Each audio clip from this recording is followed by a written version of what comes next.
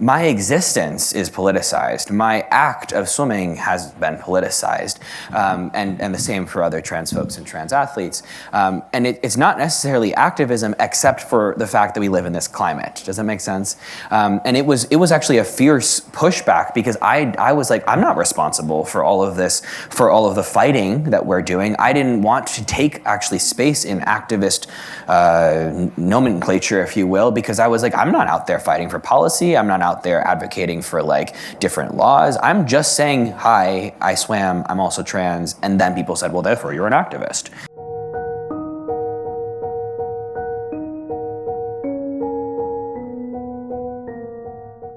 Today's program is entitled Gender Politics and Trans Rights and Inclusion. We are honored to welcome Schuyler Baylor to the Ford Hall Forum podium this afternoon. Schuyler is an internationally celebrated inspirational speaker, author, and advocate for trans inclusion, body acceptance, and mental health awareness. Schuyler, who uses the pronouns he, him, is the first transgender athlete to compete in any sport on an NCAA Division I men's team. By 15, he was one of the nation's top 20 15-year-old breaststrokers. By 17, he set a national age group record. In college, he swam for Harvard University on Harvard's winningest team in 50 years. Schuyler's difficult choice to transition while potentially giving up the prospect of being an NCAA champion was historic. His story has appeared everywhere from 60 Minutes and The Ellen Show to The Washington Post, The Economist, The New York Times, to name just a few. Schuyler's tireless advocacy has earned him numerous honors, including LGBTQ Nation's Instagram Advocate for 2020. In 2021, Schuyler also released his first middle grade novel, Obie is a Man Enough. And in 2022, Schuyler created LaneChanger.com, making gender literacy education accessible to every team, school, and company. This is a fraught time in the United States as transgender people are fighting for their rights and their survival. Already this year, a record number of bills have been introduced by state lawmakers that target everything from gender-affirming care for youth, access to public spaces, sports, to drag performances, and you'll hear more about that in the conversation between Bobbi and Schuyler. Advocates worry that this could lead to wider attacks on the LGBTQ community and personal freedoms. Recognition and respect for the civil rights and civil liberties of trans people is a critically important issue for all of us. We all must do what it takes to fight back until trans people are safe to be themselves without worrying about their elected officials and others trying to eradicate them. It is now my pleasure to introduce Dr. Bobbi Van Gilder, who's an assistant professor of communication, media, and journalism at Suffolk University. Her research interests include intercultural communication, intergroup communication, and gender and sexual studies, with particular emphasis on identity, difference, and disparities. Bobbi? Thank you.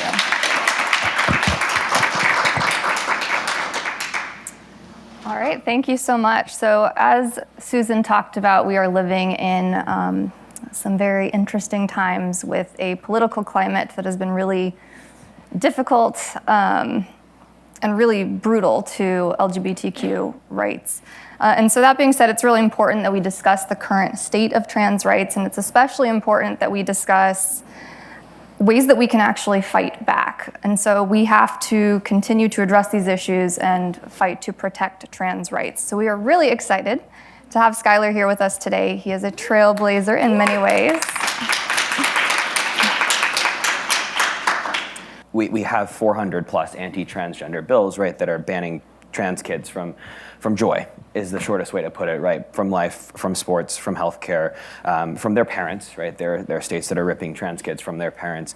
And so watching that video was, I think, especially emotional, not only because of my own stuff about my own self and my own healing and whatever, but because of the fact that there are so many trans kids that don't have that, that don't have the support that I had. And that, even if I was a kid now, I wouldn't have the support that I had. And so that regression, I think, is really painful to watch. When that piece was released, it was a celebration. It was this excitement. I was so proud of that piece that we did in college. And I was so proud of myself at the same time, because it was this paving, it was this trailblazing, swim blazing. I don't trail anything, but but it's really, I think there's this duality right now of both feeling proud of the piece that we created, but feeling deep pain for where we are sociopolitically now.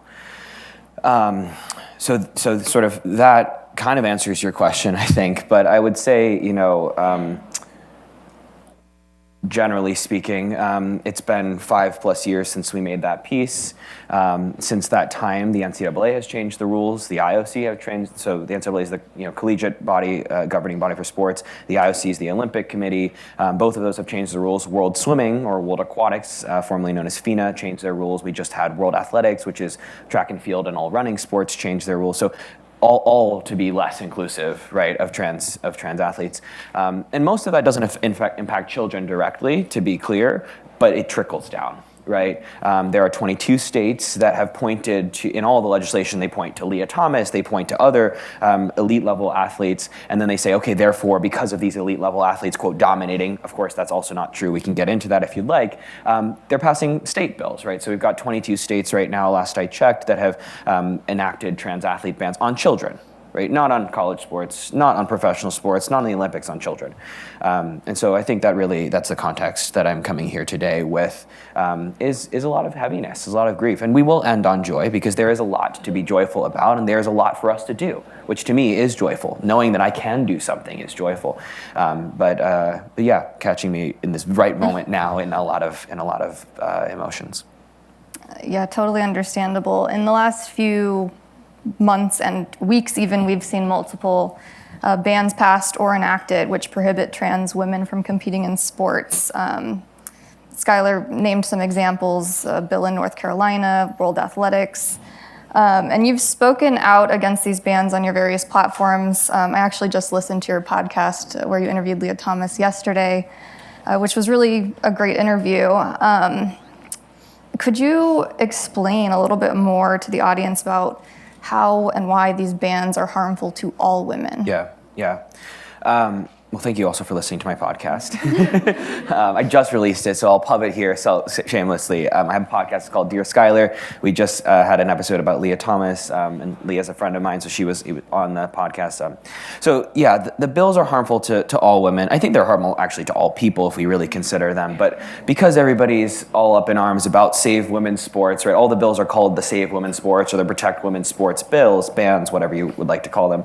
And they do it under a guise, and I mean that, right, a mask, a deception of, quote, feminism. And this is where I think a lot of people get tricked, and very, I think, understandably so. If you're not educated, if you're not paying attention, if you don't know what's happening, and somebody says, oh, we don't want men in women's sports, we need to protect women, I think people's natural response is, yeah, let's protect women, right? Especially anybody who has any kind of moral compass. So they're preying, truly, P-R-E-Y, preying on people with good intention. Right, and I think that's important to catch, because there are definitely, right, the anti-trans people who are just hateful, who are just mean and horrible intended. I'm not going to change those people. There's the people in the middle, right, who are the people who want good for their children, specifically for their daughters in this situation, who are getting tricked by this rhetoric. Okay, and the way the easiest way to discuss it is twofold. One, in order to exclude trans women, you must define womanhood. And when you do that, the only way that they're defining it is by reproductive capacity. Right? By what body parts a woman has. And they do this not only to exclude trans women, but also to exclude intersex women, right? Intersex women who are assigned female birth, who are cisgender women, right? Not transgender women, but excluding them too, because their bodies don't fit this neat little box of womanhood that is also mostly white womanhood. All right. So why does it hurt all women? First of all, we police the entire women's category when we try to exclude trans women. We also police it usually with very anti-Black rules, very anti-Black racist sort of conceptions of womanhood. There's fat-phobic stuff in there. There's classist stuff in there. There's elitist stuff in there, right? So it actually hurts all women except for a very tiny proportion of women that fits what people consider woman enough. And it even hurts them too, if you really think about it, because it means their bodies and performance have to fit this box of womanhood. And it includes performance. It's not just about how a body looks, it's about how our body performs. At what point is a woman too fast, too good, too muscular, too strong to be accused of being, quote, a man, or accused of being transgender? And we see this already, right? This isn't like a new thing that's like just come on with trans women. We've seen the over-policing of the women's category already for women who are too good, who can, oh, she's really a man because she's faster, right, than some men, for example. We see all this with Serena Williams. Her and her sister were consistently called the Williams brothers, right? And it is perpetuated against Black women, especially Black women athletes. But it happens with white ones too. The people got really angry about Leah Thomas last year. They're still really angry about Leah Thomas, who's a transgender woman who swam for UPenn. And I saw multiple times a tweet that had a picture of Katie Ledecky, who is a cisgender woman, right, not a transgender woman, consistently posted about how she's too much of a man because people thought she was Leah Thomas, right? So it is hurting everybody in these categories, specifically the women's category. But I think we could make the argument it hurts men too, because it's all about gender policing, right? And fitting everybody into a neat little box to say this is enough and this isn't, right? So we can go longer, but that's the shorter answer. Yeah, I definitely think, even just how different Leah Thomas's experience was compared to yours, I think Absolutely. It really sheds light on how anti-transness can't be separated from the patriarchy, which can't be separated from white supremacy, and it's really all interconnected. I'm just going to switch gears a bit. So at Suffolk, we've been doing a lot of programming related to reproductive rights, as I mentioned to you before. And we recognize that a lot of the public discourse surrounding the topic of reproductive rights focuses solely on abortion access. But abortion restrictions are just one example of many that exemplify the ways in which the basic human right to bodily autonomy is being stripped away. So can you explain a bit about how and why trans rights need to be included and even centered in conversations about reproductive justice? Yeah, absolutely. Okay, so the first line that I'll say whenever we talk about reproductive justice, the thing I want to make sure to say is that reproductive rights are women's rights, and they are also more than that. And it's an and I think this is really important because when I've talked in conversation with especially cis women activists in reproductive spaces, reproductive rights spaces, a lot of people will feel like they're getting erased as women. Adding trans folks, adding other folks to the conversation does not erase the importance of women and the centering, I think, of women in many ways in the reproductive rights conversation. But there are women who cannot get pregnant, for example, whether they are trans or not. And there's also people who can get pregnant who are not also women. So I think it's a both and, right? And I want to say that loud and clear. I think it's important to center women in these conversations, and it's really important to include trans folks like myself. Okay, so why do we need to do so, though? Why is it important? First, numbers. There's more people if you include us, so that's important. But beyond that, this is something that I learned from Chase Strangio. If you don't know who he is, he's the lead attorney at the ACLU for trans rights. Great guy. You should definitely be following him at Chase Strangio on all platforms. But he made this really clear for me, the way he explained it, and I want to give him credit for that. We are living in a country whose very constitution and founding was based on removing bodily autonomy for an entire group of people, right? So we have a country that was founded on slavery, right? Not only on slavery, but by enslaved folks, by the labor of enslaved, stolen African people. Who did not have bodily autonomy, no bodily autonomy of any kind, not only reproductive bodily autonomy, absolutely none.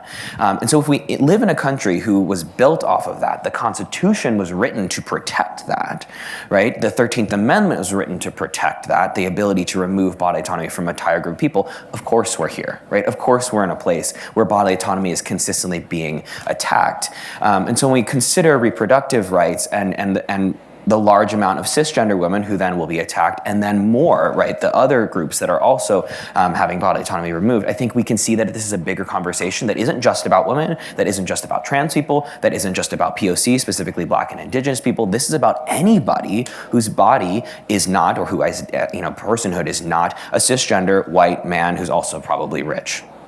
All right, and that understanding, I think, is what people mostly miss, especially when we start infighting, right, between marginalized groups, because people are not understanding this is the same fight, right? It is the fight against white supremacy and the patriarchy, and then a ton of other systems of oppression that go underneath those. But when we miss that, I think we, miss the opportunity to unify, right, which is where we find power and resilience and community and rest, right? When we unify, we can actually rest.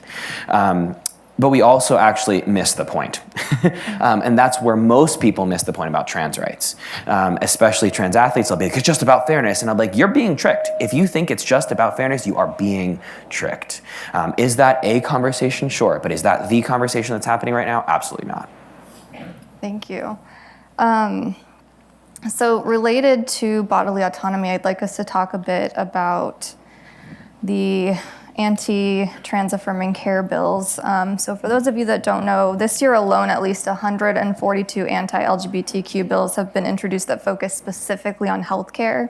And more than 2/3 of those healthcare related bills introduced this year ban gender affirming care for trans youth. And at least 10 of those bills have already been signed into law this year. And so I think it's really important that we talk about this. Schuyler, on your social media, you discussed trans affirming healthcare as, quote, life-saving and life-giving. Can you expand on this and discuss the harmfulness of the recent bills that have limited or restricted trans-affirming healthcare across the country? Yeah, absolutely. So a couple quick notes. So gender-affirming healthcare, sometimes people call it trans-affirming healthcare, I think more popularly called gender-affirming healthcare, is any healthcare that doesn't try to change the gender of a person, right, to something that it's not. So for example, it wouldn't try to make me a woman, right? It would affirm my gender as declared, and anything that aligns with that, okay? Of course, in accordance with medical protocols, with WPATH, which is one of the leading trans health organizations that has a lot of guidelines about how to best affirm people's genders. But I say this as a very broad definition of what gender affirming healthcare is, because most people immediately think of surgery. And when they think of surgery, they also think about specifically genital surgery. And they also think about children getting genital surgery, which is not happening, okay? No children, especially not anybody below the age of 13, is getting any kind of surgery, much less genital surgery. If they're any minor, anybody below 18 is getting surgery, it might be chest surgery, okay? Maybe. And it's a very small proportion of kids that do that. So gender affirming healthcare can mean a lot of different things, but mostly it means not trying to beat the transness out of a child. All right. Okay, so the bans, it mostly criminalizes doctors who are providing gender-affirming healthcare to children. A lot of what this looks like is, if it is any kind of medical intervention, it's puberty blockers, which have been proven as harmless, have been used on cisgender kids who are not trans for decades with no problems, and then maybe hormone therapy, and then maybe gender-affirming surgery at like 15, 16, 17, mostly 17, mostly above 18, okay? What are the reasons that this is bad? We know that puberty is a big time for kids to struggle, period.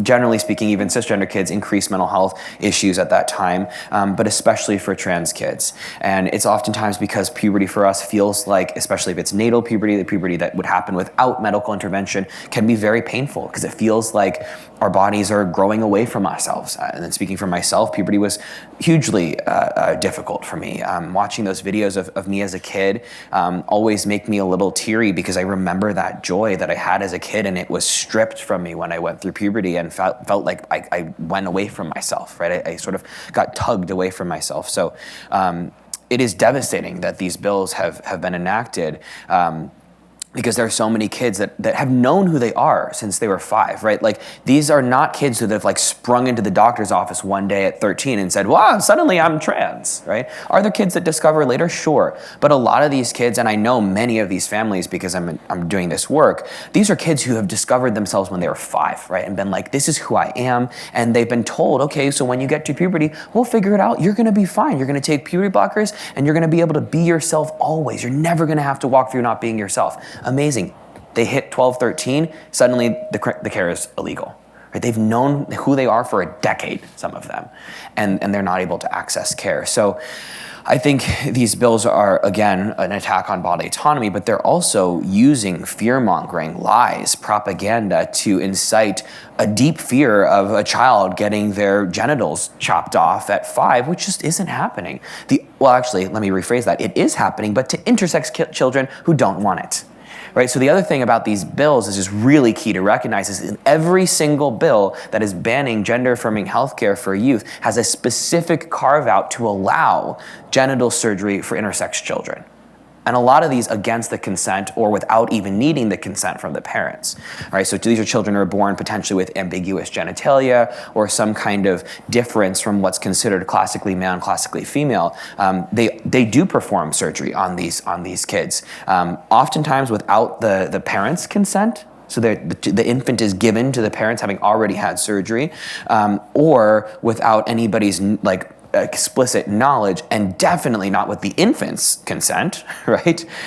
So there's a lot there, but it is about power and control. It's about protecting cis heteronormativity, right? About protecting sort of normalcy as they see it, not about protecting children.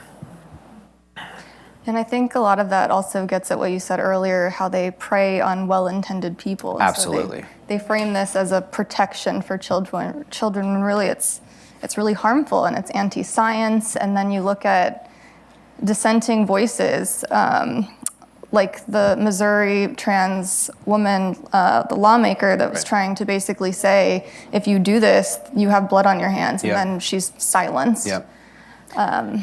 I mean, lots of people are being silenced when they're speaking facts, and we have every major medical, psychological, and psychiatric association affirming that gender-affirming healthcare for children is appropriate, medically necessary, and my words, life-saving. Right? We have medical associations. The American Medical Association, for example, has stated that this is life-saving care for many trans youth, and then we have lawmakers who did not go to med school, who probably have not read an anatomy book, who are clearly basing their biology off of their 4th grade biology class, right? Their basic biology, and they're making laws about it, which is also just so messed up in so many ways. But I think that's the other thing to recognize is people will say, oh, there's no research. And if they say that to you, don't get tricked by that either. There is research.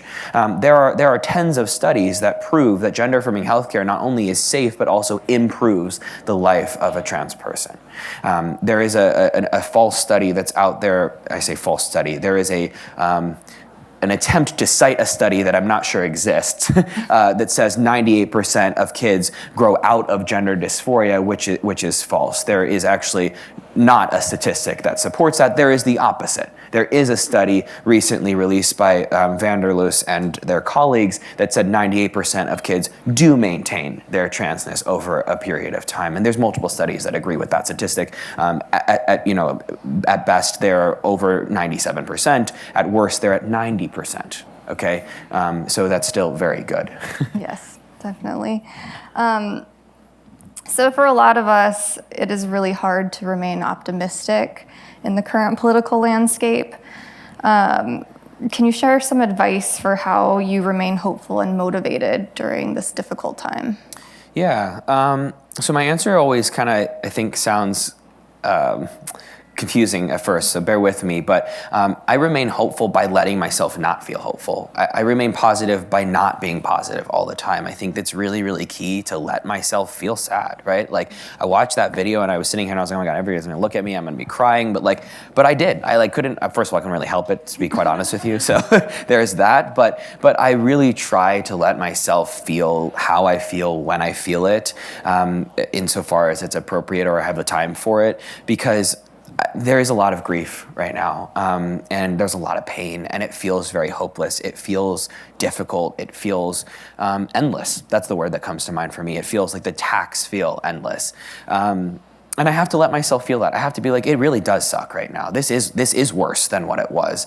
And I think that was really hitting me as we were watching that video, because I haven't watched it in 5 years, and I'm in a very different place. The world is in a very different place than it was. So feeling your feelings, this is like a therapy session kind of vibe, but feeling your feelings is important, right? Having the crying fits that I need to, calling my friends when I need to, taking a break when I need to, when I can is really important.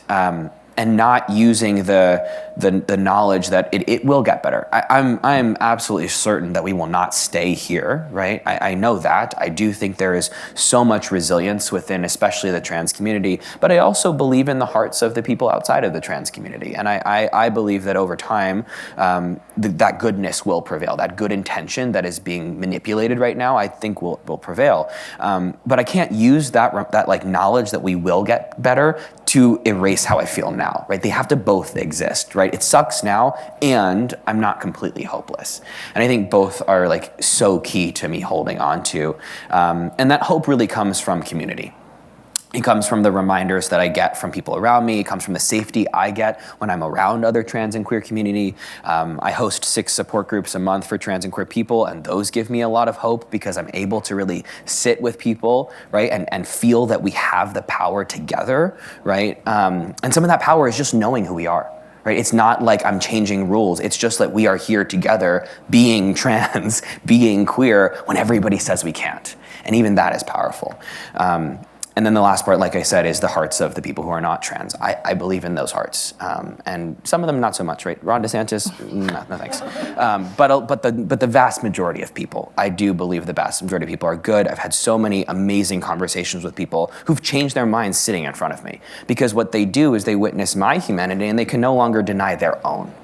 Right? And I actually think that we deny ourselves our humanity when we discriminate against other people. And so that's actually the problem in this world, is that the cis, white, straight, rich men who are in power, they've denied themselves their humanity first. And I think when we recognize that, and we recognize that then the solution is to actually invite everybody into being more human and into their own humanity, I think we'll have a lot of space to grow. Definitely. I think I often have to remind myself that these systems of oppression were built by humans, which also means that we can dismantle them. I love that. And then my students give me a lot of hope, seeing young people today and really standing up for what's right. Absolutely. So we've got trans and non-binary folks, cisgender allies in this audience. So what are some things that we can do today in working toward change? Well, you can call your U.S. Senator and tell, if you have one that you are able to call, you can call them and tell them to pass the Equality Act, which updates the 1964 Civil Rights Act to include gender identity. 1964 Civil Rights Act, it updates it to include gender identity and gender expression. So that would actually nullify a lot of, not completely, it's a complicated legal process, but it would essentially create a precedent so that many of the laws that are currently trying to be passed can't, right, or can't be upheld in court. So that's a logistical thing you can do today, right? You can look up your U.S. Senator and call them. There are a lot of little ways, I think, to be an ally. If you know trans people, checking in with them. I host, like I said, trans and queer support groups, largely attended by trans folks. And every month I'm hearing people say, I'm not supported by the people around me. And I know they care, but nobody's asking me how I'm doing. And I think you need to understand, if you're not a trans or queer person, the climate that's going on right now. I open my computer or my Instagram or any piece of tech, and every single time I do, I'm flooded with anti-trans rhetoric, right? Even if it's stuff that's written by people that love me, it's still spotlighting what's going on in the world. It is exhausting. It is so painful. And even though my whole life revolves around doing this work, and I still don't, there are still many friends of mine that don't reach out to me, that don't say, hey, how are you doing? Okay, so if you're wanting to be an ally, the smallest and most impactful way, actually, small and impactful, right, is to actually check in with the people around you. If you are also trans and queer, you can still do that. You can still check in with the people around you. You might not have the space for it. That's okay. But if you're not trans and queer, you must, right? You must check in with the people around you because they're hurting. And I think just, it doesn't have to be a solution-oriented check-in, right? It can be like a, hey, I know it's shit out there, excuse my language, but I know it is, and I just want you to know I'm here. I'm here for you. I don't know what that means. I don't know what you need, but I'm here. Hi, so I'm Hanan. I'm in some of your support groups, and you're a huge inspiration to me, especially as a fellow trans non-binary, I'm non-binary person. But I had a question. I don't know if this makes any sense, but how do you navigate just going out into the world and intersecting identities, because I ask this because I'm someone who holds intersecting identities, being Arab and also being Muslim and being non-binary and queer. And I feel like a lot of times, like, people are confused by my identity and are kind of like, oh, like those things can't go hand in hand.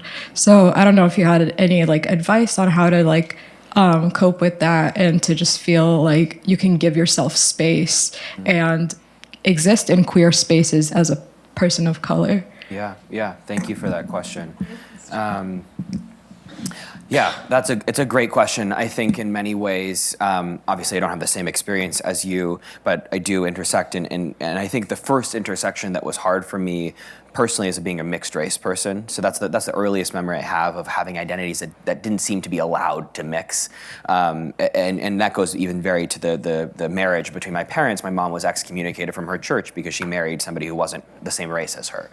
So it starts there. And I think it carried into my childhood when I'm half Korean, I'm half white, and all the Korean kids would be like, well, you're not really Korean, Schuyler, you're white. And then the white kids, obviously I wasn't white either, so I wasn't ever white enough. And I was constantly asked, well, are you really Korean or are you really white? Like, what are you more of? And I was like, actually, I'm just both, and that's it. Like, I don't know what to tell you. I've had people argue with me about my racial background. I'll be like, yeah, I'm Korean American. They'll be like, no, you're not. I'll be like, who are you? Like, what do you mean? Well, no, I'm not.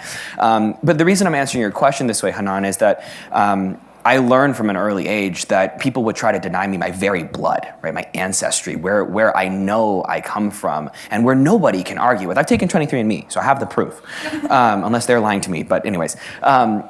And people would try to deny that to me. And I think, thank goodness, had the support around me either from my parents or just, I don't know, internal stubbornness, I'm not sure, where I was like, how dare somebody, my reaction was, how dare somebody try to tell me what my blood is? And I learned that I had to say, no, I know I am this, right? I know I'm Korean American, and I have to figure out what that means to me, but I know that this is my fact. And I think that helped me because it was an indignance, right? It was like a how dare you, right? That I learned early for being Korean American, being mixed race, and that translated very well into me learning about my gender. And so when people tell me, well, Schuyler, you're not a man, you're not this, you're not that, I say, how dare you tell me who I am? The same way I said, how dare you tell me where my blood comes from? And so I think what I'm trying to say is there are many places that I will still be told I'm not enough. I will be consistently told I am not enough. I'm not Korean enough. I'm not Asian enough. I'm not white enough. I'm not trans enough. I'm not queer enough. Those are trans and queer enough. I've been told many times I'm not trans and queer enough because I present in a way that is too not trans or queer or whatever, even though I freaking talk about being trans 24/7. But that aside, I have been told a lot of it's because of athletics, right? And then I'm not athlete enough because I'm too queer, right? So I'm always not enough. And I have decided that's okay. I might not be enough for other people. And it's this sort of radical acceptance that says, I am not enough for you. Okay, fine, I'm enough for me, right? And actually maybe enoughness is irrelevant. Maybe I don't need to be enough at all. Maybe I just need to be, period. So I think there's a lot of people that want to take us from ourselves, and I think the way to navigate intersecting identities, or any identities, right, that are marginalized is to remind us internally that nothing can actually take us from us.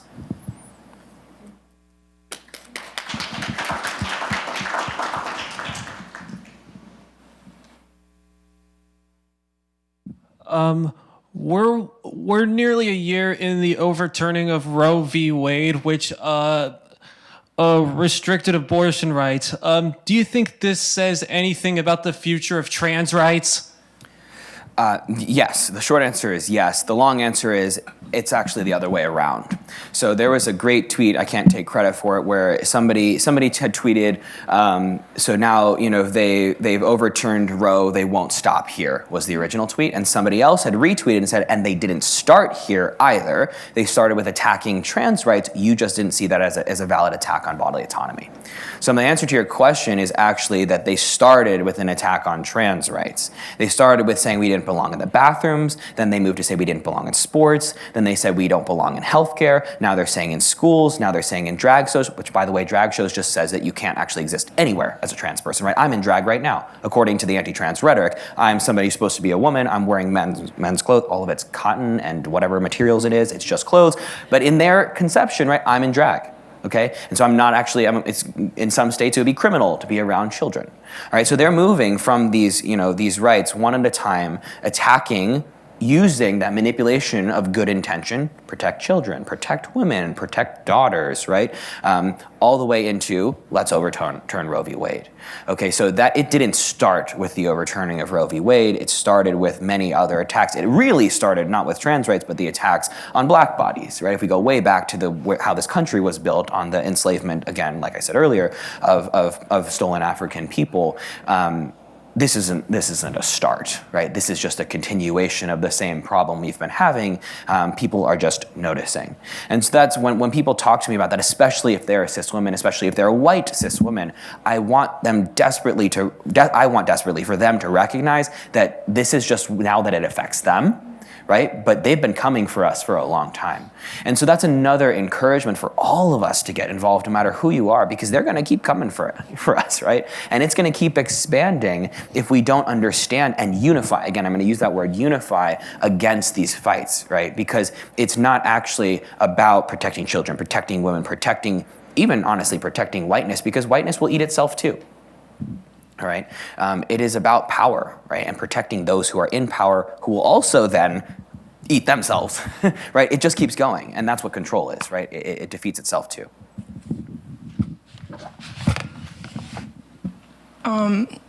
So gender identity obviously is a very personal and spiritual topic. So how do you kind of hold that sacred to yourself while also being involved in activism and not letting the politicization of gender identity overwhelm your personal experience with it? That's a beautiful question. So I think I've learned to keep things to myself, I think is the short answer. There are things I keep to myself that might not make sense why I keep them to myself, but I do, that I don't post about or that I don't share about frequently. I've learned to keep my relationships, specifically my partner, to myself. And I think that is a very clear way to define a boundary. It's not specifically about gender identity, but it's about privacy, right? It's about sacredness. And so that's the first way I'll answer your question is I have learned to pick certain sections of my life and say, this is not for other people, right? This is only for me. And sometimes it's as silly as I'll let you into one of them since we're just a couple people here, but I love watching YouTube videos of desk setups. It's very embarrassing. But I've probably watched every single YouTube video you can possibly watch on desk setups. I love them. I think they're relaxing. I think about new products I might buy that I never do because I'm very frugal. But anyways, I love doing it. And that's a me thing. I don't talk about that online. I don't I'll share it with you all, but I'm careful with what I share, right? And I think I have been perceived as a very public person, which I am. I'm not trying to deny that. But I'm also a very private person. I just know what parts of myself to be public about and what to keep to myself. In terms of gender identity specifically, I think that's something, I love your question because it's inviting me to reflect on what it means for me to keep sacred my own gender identity. And the way I've been thinking about it recently is I used to think authenticity was me living out loud, right? I've recently massively changed my opinion about what authenticity means. It's actually me knowing myself and that's it. What I share with other people is me inviting them into my authenticity. But authenticity doesn't actually mean every single person knows me, right? It doesn't mean that every person understands my history. And this revelation came out of understanding that people now see me as a cisgender man. They also see me as a straight man. Most of the time, those two things are true. And when that happens, my whole history is erased. I am no longer queer. I no longer have this history of coming from womanhood, daughterhood. I am not somebody who ever menstruated in that category. I'm not somebody who competed in women's sports for 18 years, right? There's so much that is immediately erased when people perceive me as a cisgender man that I don't like, that's being erased. But I used to think that was my authenticity, was being read as a man in this world, and then specifically being read as a cis man. And I've come to see that as not true. Being seen as my whole self, right, as a trans person with a complicated gender history, with a beautiful, rich gender history, that's really who I am. But not everybody gets to see that, right? And what does it mean for somebody to truly understand that? There's not a lot of people in my life that do, but those people who do are very special. And we have a question back here. Thank you. Hi, my name's Ned. Hi, Ned. I'm gender fluid, and I wanted to ask, Okay. when someone's in the process of coming out, what's the best thing other people can say to that person? Yeah, excellent. Okay, so I actually have a whole webpage about the answer to this question. I'm going to give you some highlights from it, but if you want to see the page, if you just go to pinkmanarray.com, I'm pointing there as if there's a website, pinkmanarray.com, which is my website, /coming-out, or if you just go to my website, you can find it eventually. And there's a whole page that says, what do we do when people come out to us? I think in short, you need to see it as a privilege. When somebody tells you this intimate part of who they are saying a couple of things when they do that. I trust you enough to share this with you, and I'm entrusting you with this information. What are you going to do with it, right? You actually get a chance to show them what kind of friend you are in that moment. You also are getting invited into a very private, important part of who they are. So treat it as that privilege. Thank them for sharing that with you, and then show them they can entrust you with that information by making space for them, by asking how you can support them, by listening. Right? Listening is a huge way to support people. Some quick no-nos: don't say, "I knew that." Nobody cares if you knew that, just let them be, okay? Maybe in a different moment you could share that it was something you'd expected, but use your judgment. Don't tell them, well, obviously don't be hateful, but we're not gonna go there because my assumption is if you're here, you're not gonna be hateful. I would not ask them about their parents. A very common thing for people to come, when they come out, people are like, oh, how'd your parents take it? And it's like this like, A, it implies that there's something bad, right, about being queer or trans. B, it implies that they should share about their personal life with you. They might not be comfortable doing that. And C, it can be invasive, right? So don't ask about family unless they invite it. Obviously, you also have your own relationship with people, so be discerning, right? Maybe it is appropriate to ask that because maybe you know something about their family, but be careful. And then I think the last one, like I said, is really making space to listen. But I see you looking at your watch, so I should be quiet. Next question. Hi, my name's Mick. I use she, they. I used to be a swimmer in high school, and I stopped when I realized more of my gender identity. And I wanted to ask, what was your experience like joining the men's team at Harvard? And what was the integration like? Yeah, so this is a secret. You can't tell anybody, everybody, and the internet too. So I guess, well, I'll tell you. I just recorded an episode for my podcast with my coaches, so I'm really in this headspace actually today. We're really going back in time with the Olympic Channel video and then the podcast episode. But we sat and talked for an hour about what it was like, exactly the answer to your question, and there's some details that I didn't remember actually, which is funny. But I will say. The summary is that I had a great experience at Harvard. The takeaway is that, generally speaking, I had a great experience. The nitty-gritty is that there were lots of difficult bumps. The details are that nobody had any idea what we were doing. We were all trying our best, and we were all stumbling as we did so. I think a primary method that allowed me success and I say success not necessarily in the pool, but just on the team, being integrated, feeling comfortable, was that there was very open lines of communication between me and my coaches. And they actually yesterday were thanking me about how open I was as well. They were able to support me, but because I was able to say, this is what I need. And so there was that double-sided communication. There was the privilege of them saying, sure, let's do this, right? So much privilege on my behalf that I felt privileged that they were so open to accepting me. Of course, that's baseline, and we should expect that, but in this world, we don't, right? So it is a privilege right now. But then I was very communicative about correcting them, about offering to them sort of ideas that I had about how I could feel safe, and we just talked about it a lot. So there was a lot of that. The actual team, overall, I would say 80% or so, great. Everybody was really kind and tried to treat me just like any other guy on the team. That doesn't always mean it was great, to be quite honest, but it means it was a good experience, right? Overall, in terms of my transness. But there was some people that struggled with my position there. There were some people that didn't agree that I was there. There were some people that made those opinions heard. And so my first year was very difficult, I would say. I think I said this less at the time because I didn't have anything to reflect on. Now out of college, I started in college 2015, so it's 8-9 years at this point since then, and I can see much more of my pain that I experienced now being able to look back, right?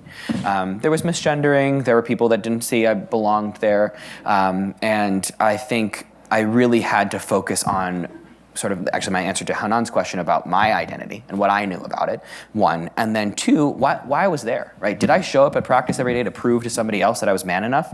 No. Did I show up at practice every day to prove, that trans people belonged there? Also, actually, no. I showed up at practice every single day, twice a day, 6 a.m. and 2:45 in the afternoon, because I love swimming. And because I wanted to swim. And that was it. That was why I showed up at practice. And reminding myself of that allowed me to clear out the noise, right? There was a specific person who really struggled with my position on the team. And my first year, he beat me in all my, we swam the same event, so he beat me in all of our events. And I said nothing, I let it be. And the second year I beat him in all of our events. And the third year I beat him in all of our events. And the last year I beat him in all of our events. And that was my quiet but loud way of saying, I do belong here. And I will say, I'm very proud of my athletic performance. And even if I hadn't beat him in the pool, I still think it would have been a win for me because it was me focusing on why I was there. It was not allowing somebody's opinion about me detract from my joy of swimming, right? And swimming my heart out.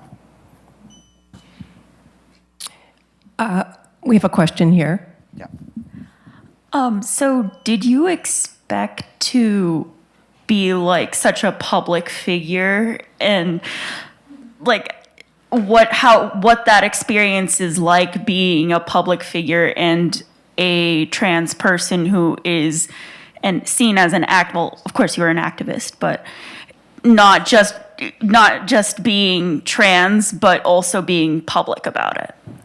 Yeah. So all of college, I insisted I was not an activist. I did hundreds of media interviews. I gave 102 speeches before I graduated. And every interview where I was asked, what is it like to be an activist? My first answer was, I'm not an activist. And what I would say was, you only are calling me an activist because I am transgender and I'm a swimmer and I'm talking about it. That's it. Right? So going back to the question about being politicized, right? My existence is politicized. My act of swimming has been politicized, and the same for other trans folks and trans athletes. And it's not necessarily activism, except for the fact that we live in this climate. Does that make sense? And it was actually a fierce pushback because I was like, I'm not responsible for all of this, for all of the fighting that we're doing. I didn't want to take actually space in activist nomenclature, if you will, because I was like, I'm not out there fighting for policy. I'm not out there advocating for like different laws. I'm just saying, hi, I swam, I'm also trans. And then people said, well, therefore you're an activist. And I said, no, I'm just trans and swimming and telling you about it. That's it. Now, I am in a different place now. I call myself, if you look at my website, the first thing it says is advocate. I call myself that because I do now do a lot of the work that I didn't do in college. But I also have learned a different responsibility. I think at the time I thought that if I didn't call myself an activist, I could push away the responsibility of what it meant to be a public figure. And I don't think I did anything particularly irresponsible necessarily at the time, but I've learned now that I don't actually get to decide whether or not I'm an activist or an advocate. And that is another removal of autonomy, right? Another removal of autonomy for marginalized individuals who are not hiding underneath a rock, right? We are what's the word? We are forced to be responsible for being an activist. And in many ways, I have been expected to be a representative for trans people, for Asian trans people, for trans athletes, for queer people, for just all these groups of people. I cannot possibly ever represent any one of those groups. The only person I can represent is myself. And yet I know I have the responsibility that I'm going to be expected to represent. So the answer to your question about my experience as a public figure is it's heavy, it's hard, it's difficult. It is not always something that I've wanted. I chose to be as open as I am because I wanted to prove that it was possible. When I was coming out and I was Googling every single night, transgender swimmer, transgender athlete, transgender swimmer, transgender athlete, that's all I did for like months. At 2 or 3 in the morning, right? Nothing came up. right? And I concluded that I couldn't exist, right? I got into a very dark place. I didn't know where to go from there. I felt very much like not staying on Earth. And it wasn't until I stumbled through all of this with my coaches that I was like, oh, I can do it, but why hasn't anybody else done it? And so when I got the opportunity to share about it, I said, of course I'm gonna share about it because people need to know that this exists. I do not want another kid to Google and find nobody. Right? If you Google transgender swimmer now, I used to say I pop up, I no longer pop up, but Leah pops up, okay? So it's still somebody, which is awesome. Now, the coverage about Leah is not particularly positive, that's a different issue, but my point is that I assumed this because I wanted to prove the possibility. I think these days it is heavier than it has ever been. I find myself in tears more often than I ever have, and it is still the most important, rewarding, purpose-driven work that I think I could ever be doing. I took a job after college in Seattle teaching emotional intelligence skills at a financial wellness company, very corporate, had to wear this every day, which I hated, and I quit after 3 weeks. Actually, I quit after 2 weeks, but I had to leave after 3 weeks. And that was a pretty stupid decision to some degree, where I was like joining this thing and then immediately leaving. But I was like, I can't be here. Like I have so much more to give the world than at a financial wellness company. Not that the job was cool and the company's cool, but I really needed to give more. And so that's really what pushed me to do the work, is I just felt I couldn't do anything else. So I want to share a comment by Amy Agigian, a Suffolk scholar who is an associate professor in sociology and criminal justice, also the director of the Center for Women's Health and Human Rights, and the executive director of Our Bodies, Ourselves Today at Suffolk University. And I wanted to share her comment, sort of going back to the question about the abolition of Roe v. Wade in light of the Dobbs decision and its juxtaposition to trans rights. So Amy says, actually, legal and cultural attacks on abortion came first by decades. First before trans rights. Yeah, I'm reading actually, legal and cultural attacks on abortion came first by decades. So this is Amy's comment that I wanted to share. Sure. Well, thank you for sharing that. I think that when we talk about the nascence of certain attacks, first of all, I'm obviously not going to argue with the facts that are presented to me, and I think the statement that I made about the beginning of this country, specifically built on the erasure, the taking of autonomy from Black folks, specifically Black bodies, is really the key. And then yes, the importance of understanding the beginning of abortion. I mean, we had the Roe v. Wade as a decision. So I hear what they're saying. I also think that it's important to recognize, though, that trans rights and queer rights have been virtually non-existent in this country, and so perhaps that's when the first legal rights began. But we also saw the destruction of many indigenous cultures way before there was a Supreme Court or there were any laws here in what the natives called Turtle Island. We destroyed indigenous culture through destroying gender. Okay, and through in putting in place the gender binary. So if you go look, this is actually a really fascinating thing that I learned in the past couple of years, but we did start by erasing transness and queerness, anything that violated the Euro-colonial gender binary. That's actually how they infiltrated many indigenous societies, because they found that if they grouped one group of people and called them men, and another group of people and assigned them women, and then said men were better than women, they could create intrapersonal, intra-group, within a group conflict, and that would destroy the society.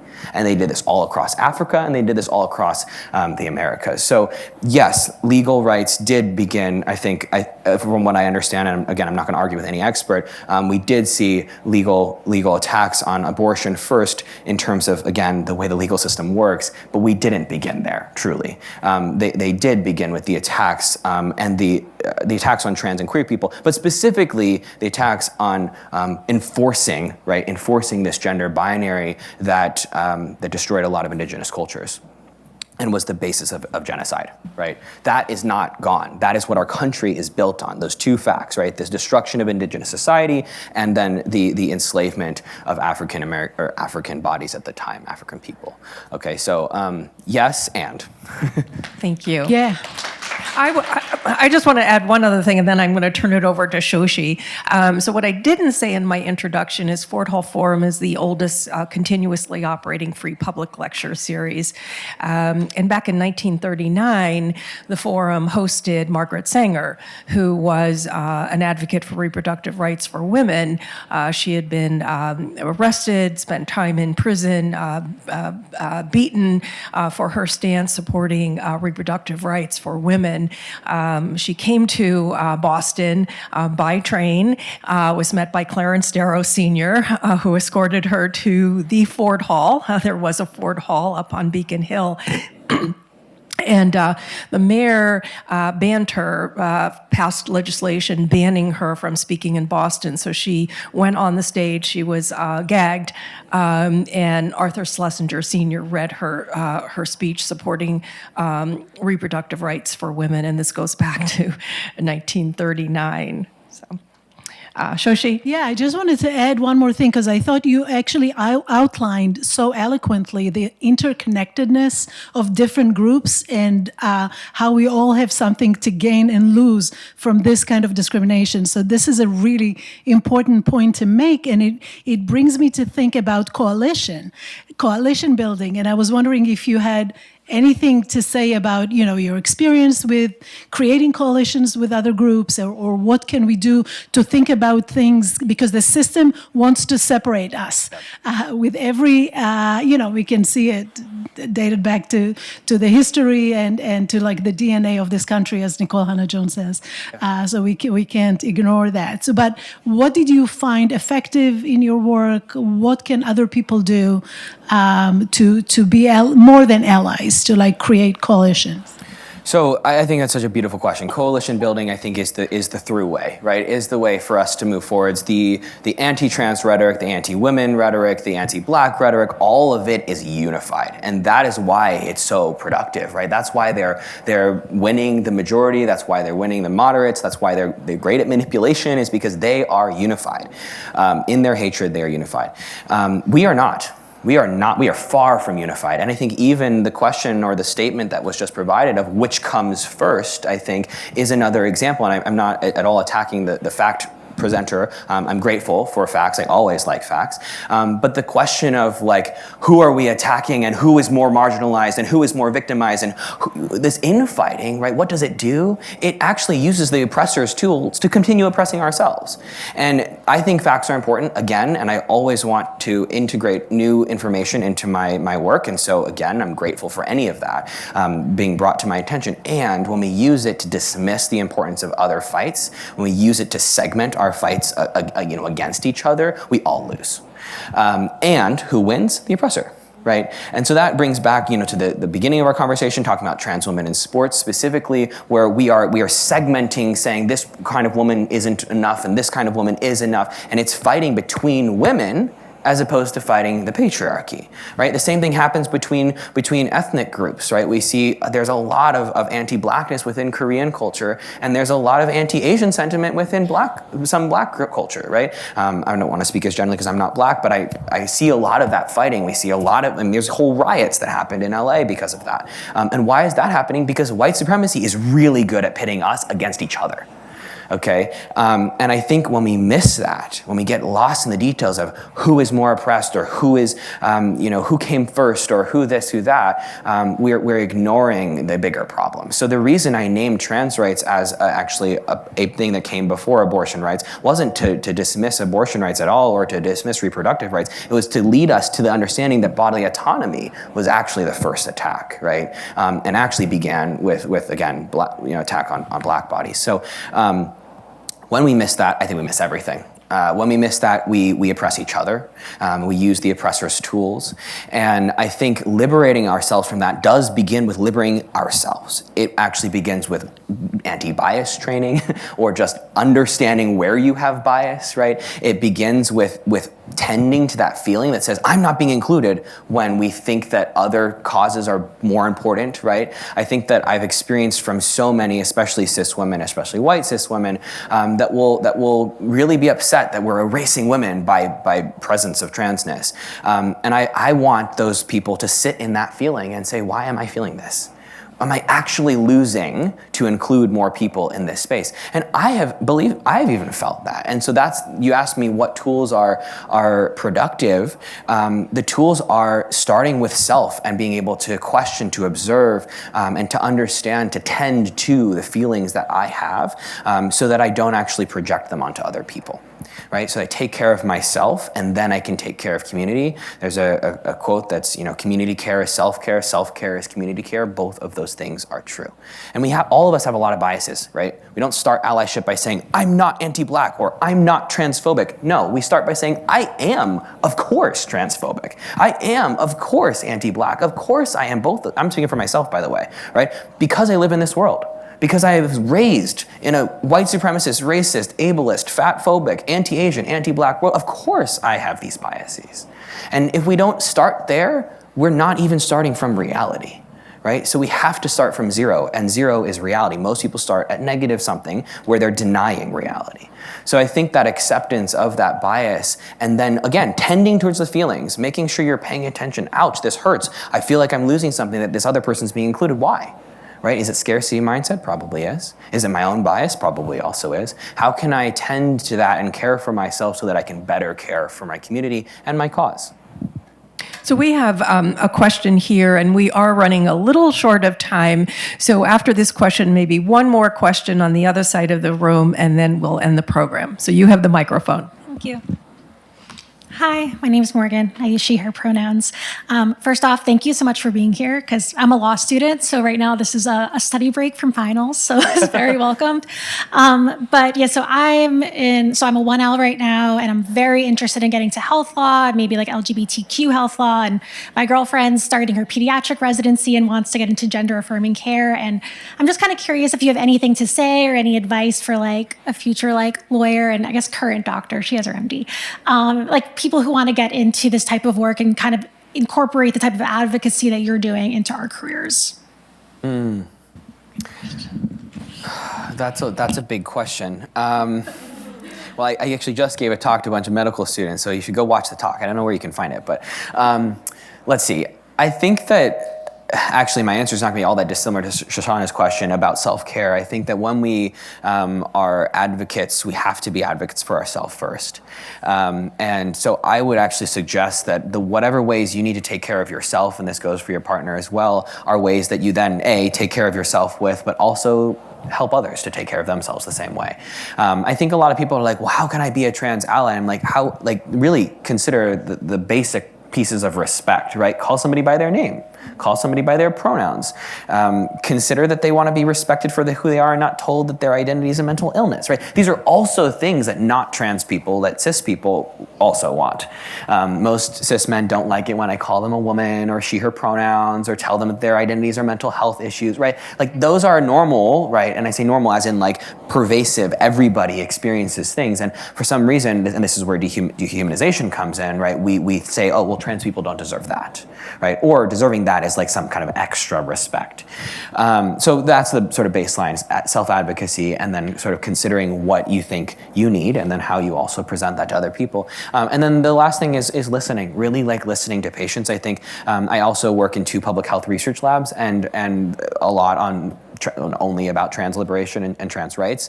And all the feedback we hear from participants, everything is about like, listen to me. Like I am a person and I know myself and I know who I am, and I need you to listen, right? And sometimes I don't know everything, but I still need you to listen and treat me as a person and not, a page out of a textbook. One more here. Hi, you've touched on this a little bit, but how would you say the misrepresentation and just lack of representation of trans identities and queer identities in general in the media kind of affects the discourse surrounding trans rights in the world around us? Yeah, so I think the media is the primary tool by which these systems of oppression are spreading lies, right? And it's not, I don't mean that like in a facetious manner, I mean truly spreading lies. I have watched numerous, like countless sources even print things about me that are just incorrect.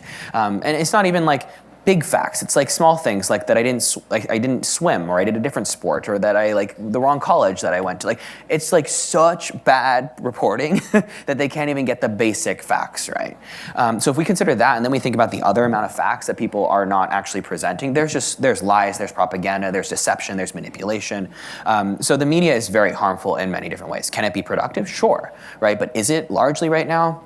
I don't think so. What's happening, and I think what the biggest problem is that people are listening to these propaganda, and it's preying, like I said earlier, on good intention to trick people into grabbing these headlines of, oh, this is not going to protect women, oh, this isn't going to protect children, and so on. Even recently the gun violence, the shooter that was identified as trans, and the rhetoric around that versus any other shooter that has of the 647 shooters last year, 0 being trans, right? Or maybe there was 1, but 1 out of 647, right? Nobody was like, oh my God, the cis white straight men are out of control, but they are, right? No, it's just the 1 trans person. So I think that the media has really sunk into clickbait in a way that it's about money, it's about power, right, and control. That is demonizing and killing trans people, right? I think that there is some value of visibility in that, if somebody sees that I exist, then they can feel that they can exist too. And I think that is life-saving. I know that because I've gotten so many messages that say that. But because we're so inundated with all of these lies and propaganda, it's hard. So we need more trans reporters, we need more trans photographers, we need more queer and trans people to be in stories, telling their own stories instead of being on Fox News, right? We need more trans researchers, that's why I do research, right? We just need more, and we're very underrepresented in pretty much every single category you can look at. Going off of that, I am very, very happy that one of the largest super spreaders of misinformation is no longer on the air. Yay. Yes. Yeah. And spreaders of anti-trans hate, so that's good.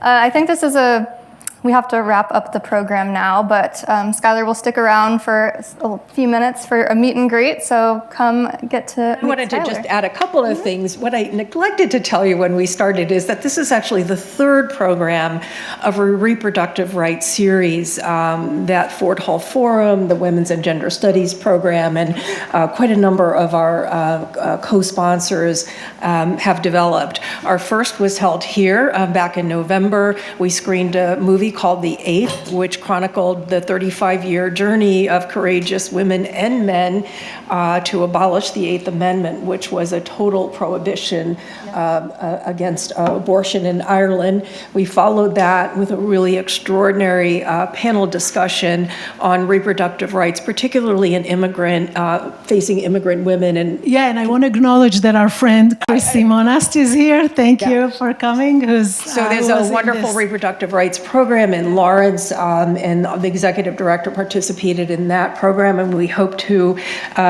rope her in and help us with future programming. So this is just the 3rd. We are anticipating additional programming in the fall, so we do hope you will join us. Schuyler, I want to tell you how profoundly grateful we are for your presence here today, for your humanity, for your courage. You are inspiring, you are inspirational, you are a true trailblazer, and I think you have touched all of us in ways that we perhaps didn't anticipate.